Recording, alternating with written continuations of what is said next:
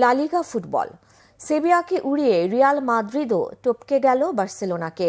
রবিবার কিলিয়ান এমবাপ্পের নৈপুণ্যে ডিফেন্ডিং চ্যাম্পিয়নদের জয় 4-2 গোলে।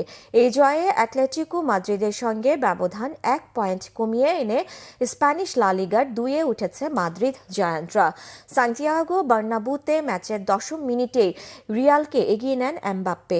ডি বক্সের বাইরে রদ্রিগোর পাস পেয়ে রকেট গতির শটে বল সেভিয়ার জালে পাঠান ফরাসি ফরওয়ার্ড। 20 মিনিটে ব্যবধান দ্বিগুণ করেন ফেদেরিকো ভালভার্দে।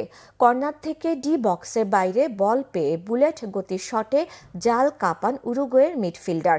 34 মিনিটে রদ্রিগোর গোলে ব্যবধান আরও বাড়িয়ে নেয় কার্লো আনসেলোত্তির দল। ডি বক্সের ডান দিক থেকে লুকাস ভাস্কেসের কাট পাস প্লেসিং শটে জালে জড়ান ব্রাজিলিয়ান ফরওয়ার্ড। পরের মিনিটে সেভিয়ার ইসাক রোমেরো একটি গোল শোধ দিলে স্বাগতিকরা 3-1 লিড নিয়ে বিরতিতে যায়। 53 মিনিটে চতুর্থ গোল পায় রিয়াল। ডি বক্সে এমবাপ্পের পাস পেয়ে ব্রাহিম দিয়াস লক্ষ্যভেদ করেন।